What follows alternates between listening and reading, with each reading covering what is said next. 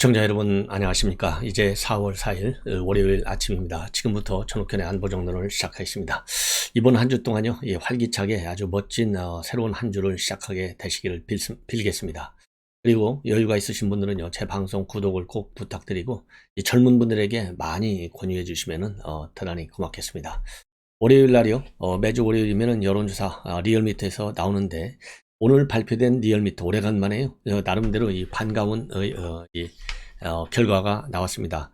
윤석열 당선인의 뭐라 그럴까요? 이제 마지막 주죠.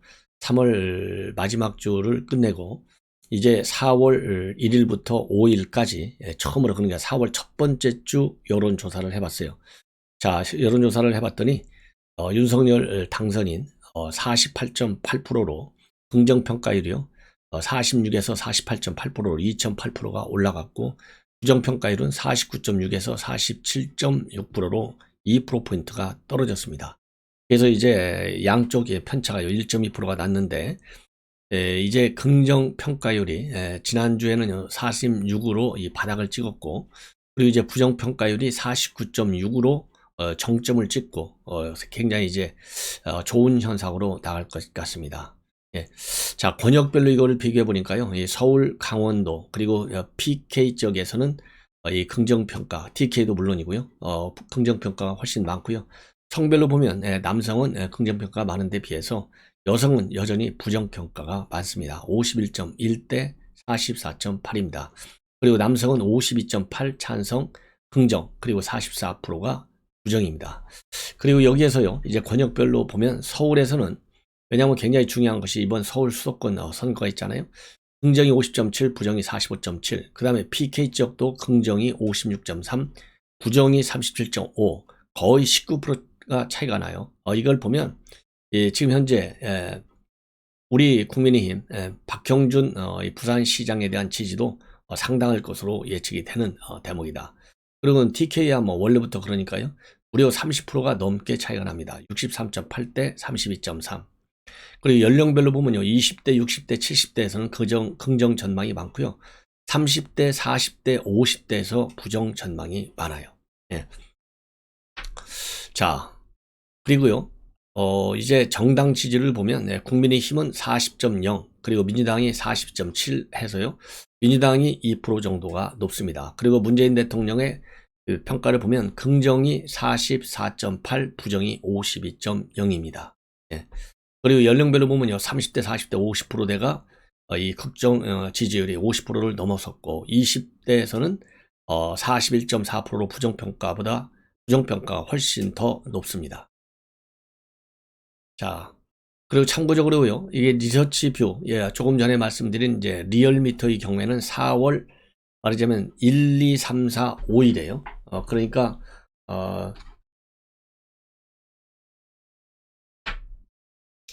죄송합니다. 3월 28일부터 4월 1일까지입니다. 제가 잘못했습니다.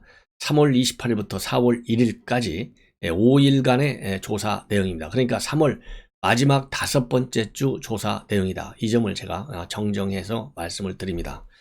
자, 이번에는요, 이 오래간만에 김건희 여사 뉴스가 연합뉴스 보도를 통해서 처음으로 알려지기 시작했습니다. 한마디로 보면 이 김건희 여사의 이제 활동이요, 이제 살살, 이 공개적인 활동으로, 바뀌는 이런 이제 모멘텀을 연합뉴스 보도를 통해서 만든 것이 아닌가, 이렇게 생각이 드는데요. 대선 때와 다른 조금 여유 있는 환한 웃음, 미 이제 웃음을 깔고 있고 또 이제 안경도 썼고요. 그 다음에 더 중요한 변화는 옷 복장에서 상당히 변화가 있어요. 전에는 이제 이 검정색 이 바지도 입고 이랬었는데 아주 그냥 일상생활 그냥 평범하고 아주 소탈한 그런 모습의 복장입니다. 이 9부짜리 청바지를 입었고 흰색 신발을 신었고요. 흰색 그 다음에 웃도리는 이제 밤색 후드티를 입었고 목도리를 살짝 거친 모습인데요. 이 경찰 특공대라고 하는 이 옷을 입은 이 경찰 그러니까 이제 지금 이제 경호실에서 직접 경호를 하잖아요. 이 경호견을 이렇게 껴안고 있는 모습. 그래서 역시 이 김건희 여사는 이 뭐라고 그럴까요? 이미 집에서도 이 애완견 그다음에 이 애완 그러니까 네 마리 그러니까 토리 나래 마리 써니 그리고 이제 개 4마리 하고요. 고양이 3마리, 악갱이, 나비, 노랑이 이렇게 키우고 있잖아요. 이러다 보니까 이러한 동물에 대한 굉장한 이 정을 표시하는 그런 모습으로 이 경찰 특공대의 폭발물 탐지견을 끌어안는 모습, 이 사진을 연합뉴스에도 보도하고요. 이 뭔가 이렇게 이 경찰견에게 굉장히 가까이 가 있는, 그래서요 이 김건희 여사가 너무나 이 개를 이뻐하는 이러한 모습이 기사에까지 지금 흘러나오고 있습니다. 어느 정도로 이제 이 개한테 이 경찰견 집에서 벌써 뭐 여러 마리를 키우니까 얼마나 귀엽겠어요. 그래서 이제 대형 개인데도, 대형 견인데도 불구하고 입마개를 하지 않았어요. 그래서 자연스럽게 이 김건희 여사가 다가가지고 너무 귀여워서 데리고 자고 싶다라고 친근감을 표시할 정도로 이 개에 대한 뭐라 그럴까요? 관심이 굉장히 크다, 이런 메시지가 나와 있고, 그 다음에 또 하나 이제 이 사진을 내렸고, 이제 옷차림이 아주 수수하고 검소하고 소탈한, 그럼으로써 이제 이 데일리 라이프에서 일반 우리 주민들과 가까이 가고 싶다라고 하는 의사표시의 일환이 아닌가 싶은 대목이고요. 그리고 앞으로 이제 코바나 콘텐츠는 일시적으로 운영을 중단하거나 아니면 공익사업을 주력하는 회사로 전환하는 방안을 검토하고 있다, 이렇게 나오고 있습니다. 그리고요, 제가 그동안에도 당선 직후에 언론에 박힌 이 김건희 여사의 메시지를 보면, 남편이 국정에 전념할 수 있도록 내조하겠고, 남편이 소임을 마치면 저도 현업에 복귀하겠다, 이러한 입장문을 내놓은 바 있어요. 그래서 지금 연합뉴스의 보도를 보면 공공연령이 제대로 보듬지 못했던 취약계층을 위한 봉사활동, 이런 부분에 특히 강한 의지를 보이고 있다, 이렇게 보도하고 있어요. 자, 그래서 이거는 뭐 제가 보기에 대통령 부인으로서 특별히 강조하는 이런 대목인데, 이 취약계층 그리고 이제 어려운 계층에 대한 봉사활동 상당한 의미가 있지 않을까 싶고요. 더군다나 대한민국 대통령 부인 중에서 자기가 자기의 전문성을 가지고 말하자면 비즈니스 활동을 하는 경우는 이번이 처음이거든요. 그렇기 때문에 우리 국민들의 관심도 그 어느 때보다도 상당히 클 것 같아요. 예. 그리고 특히 이제 윤석열 당선인의 경우에는요, 이 후보 때부터 제2 부속실은 폐지한다, 이렇게 공약으로 발표를 했어요. 그렇기 때문에 이제 제2 부속실 폐지는 사실상 기정사실화 됐다라고 보여지고요. 관련 기능을 어디선가는 이제 나눠서 하겠지만은 별도의 부속실까지 시스템 안에, 그러니까 편제화시키는 것은 안 하겠다라는 얘기로 돼 있잖아요.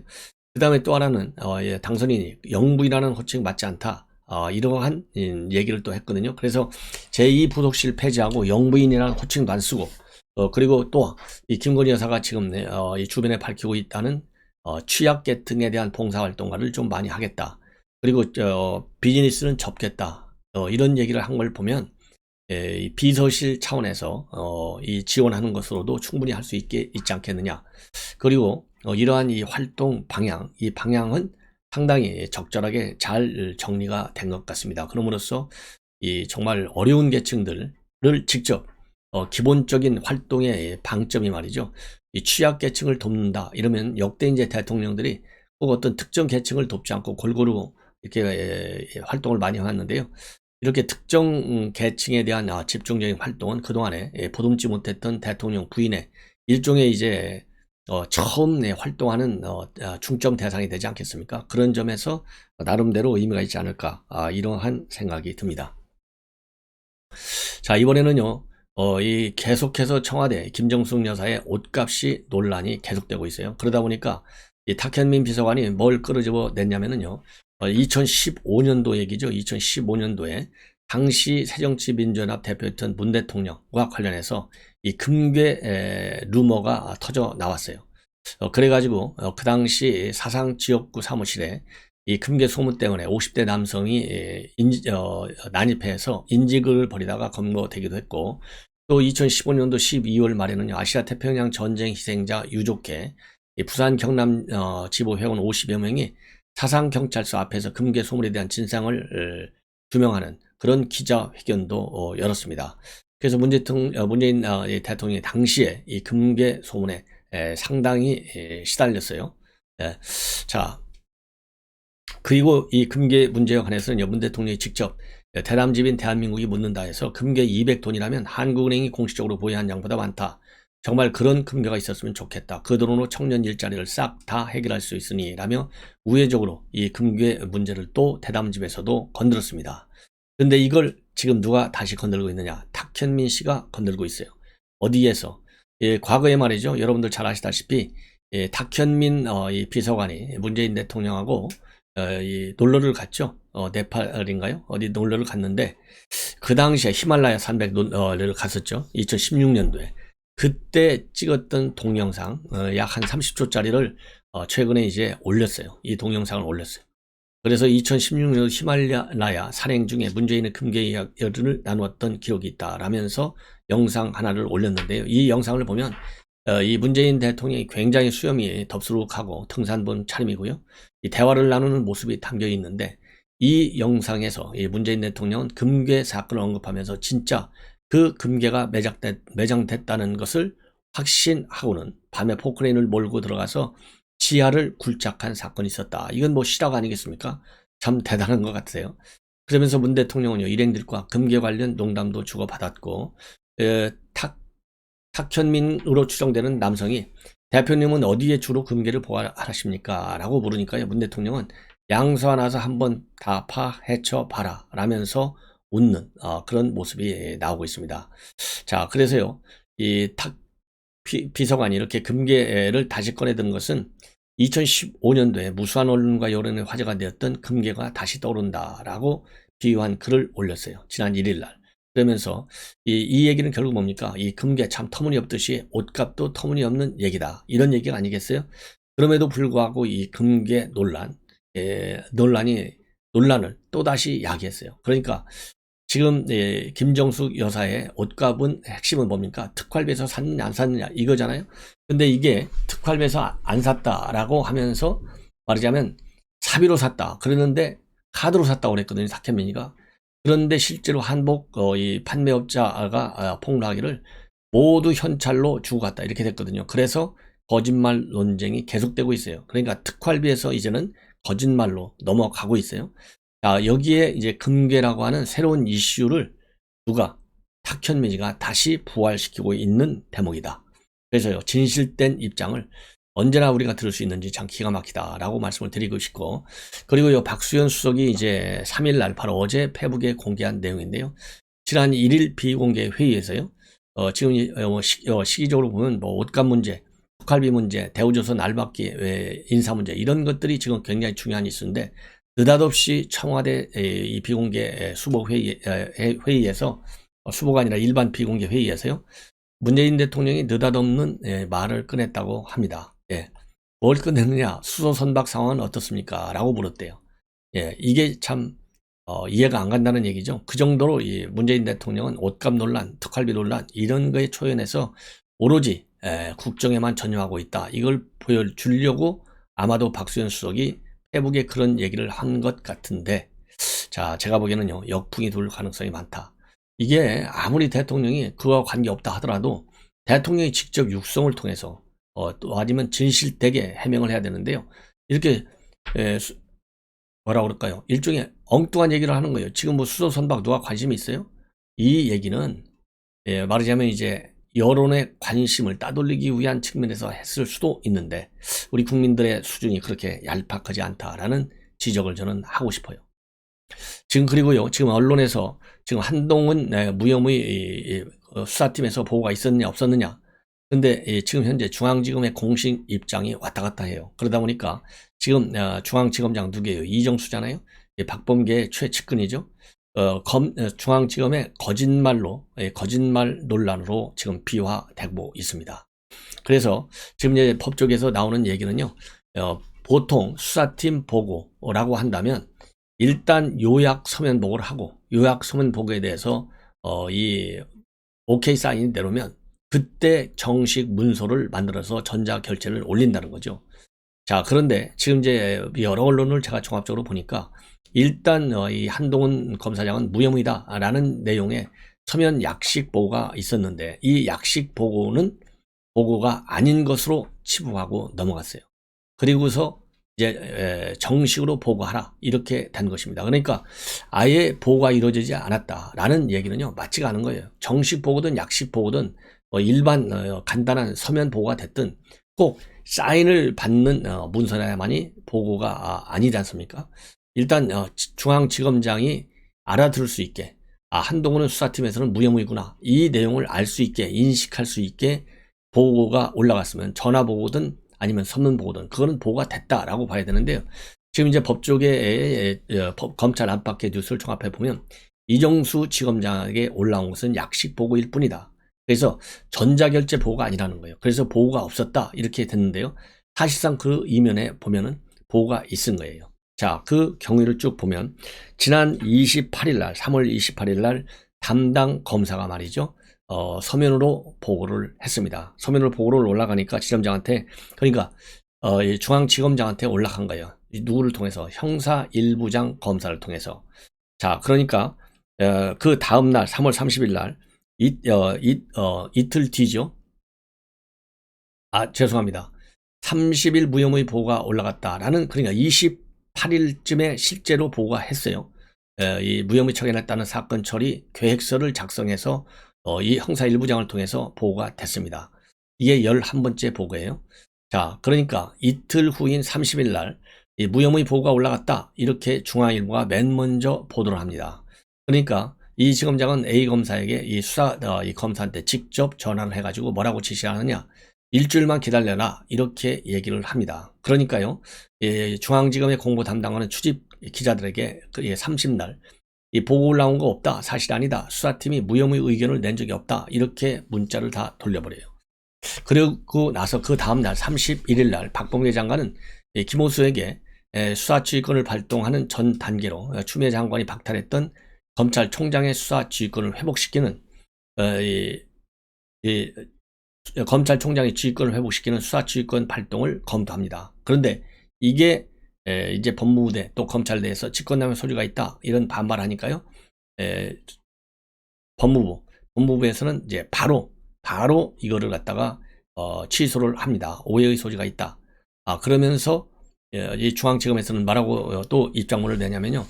수사팀 단계에서 논의한 것은 사실이다. 그러나 지검장까지 정식 보고되지는 않았다. 따라서 반려한 사실도 없다. 그리고 사회적 관심이 많은 사건인 만큼 지검장은 오늘 수사팀의 수사 상황을 보도록 했다. 이렇게 밝힙니다. 자, 이렇게 해서요. 이제 이 사건은 이제 하나의 이제 해프닝으로 이제 끝나게 됐는데 문제는 아까 말씀드린 대로 정식 보고냐 아니냐. 이걸 가지고 지금 이제 논란이 붙어서 우리가 상식적인 입장에서 이건 본다면요. 보고는 있었다. 그런데 보고가 없었다라고 하는 이정수 중앙지검장의 이 공보 메시지는 가짜다. 즉 거짓말이다. 이렇게 결론을 낼 수밖에 없습니다. 그래서요. 지금 중앙지검에서 이 정식 보고냐 아니냐를 가지고 거짓말한 것도 논란이고 그리고요. 이 한동훈 검사장 이 관계는 공식적으로 보면 이 박범계 장관이 알면 안 되는 그런 사안이지 않습니까? 실질적 수사 관련 사항이기 때문에 그럼에도 불구하고 이 박범계가 알아가지고 수사지휘권을 발동하려고 했던 것 자체 이것도 수사 이 기밀을 결국 누설한 것이 아니겠느냐 이것도 이상하다라는 것이 검찰 일각에서 제기되고 있는 것. 즉 이정수와 이 박 장관의 고등학교 동문인 점 이것 때문에 상호간의 교감 이 수사 기밀을 누설한 거 아니냐. 그래서요. 그래서 이 법세련 같은 데서는 어제 한동훈과 그리고 이정수를 공공으로 해서 둘이서 모의했을 가능성을 배제할 수 없다. 수사가 필요하다. 대검에 고발하는 이런 상황으로 비화가 된 내용입니다. 자, 이제 마지막으로요. 이 박범계 장관 과 그다음에 윤석열 당선인 어제 제주 4.3 추념식에서요. 만났어요. 아주 상당히 껄끄러운 재회였다. 뭐 여러분들 잘 아시다시피 본래는요. 2013년도 윤석열 당선인이 국정원 댓글 사건로 인해서 뭐라 그럴까요? 좀 외로울 때, 즉 고통을 느낄 때만 해도 형님, 윤석열 형을 의로운 검사로 칭할 수밖에 없는 대한민국과 검찰의 현실이 슬프다 이러면서 엄호한 바 있는데 조국 사태를 계기로 해서 이제 악연으로 바뀌었어요. 그래서 2020년 10월에 법사위에서는요. 윤석열 당선인한테 자세 똑바로 하라 이렇게 호통을 치고 그러다 보니까 이제 윤석열 당선인 당시 국감장에서 과거에는 저에게 안 그러셨지 않았느냐 이렇게 따져 묻듯이 했고, 그러니까 박 장관은 사람이 달라져서 평가도 달라진 것이다 이렇게 반박하고 있었습니다. 반박하는 그런 상황으로 이제 두 사람 사이가 악화됐어요. 그러다가 이제 법무장관이 취임을 한 뒤에는 이제 작년이죠. 작년 2월 달에 검찰 고위 인사 간부를 두고 이제 두 사람이 돌아올 수 없는 다리를 걷는 것 같습니다. 그러다가 최근에요. 윤석열 총장이 공약으로 제시했던 수사지휘권 폐지, 독립예산 편성 이런 거에 반대하면서 결국 인수위 보고도 거부당하는 그런 이제 망신을 당한 것이죠. 쉽게 얘기해서 박범계가. 자, 그런 상황에서 이렇게 악화일로를 걷고 있는 상황에서 제주도 4.3 추념식에서 만났으니 거기에서 무슨 기분이 좋을 리가 있겠습니까? 그래서 그냥 악수만 하고 멋쩍게 악수만 하고 이 행사가 끝난 것으로 그렇게 지금 보도가 나오고 있습니다. 자, 이상으로 오늘 첫 방송을 마치겠습니다. 대단히 감사합니다.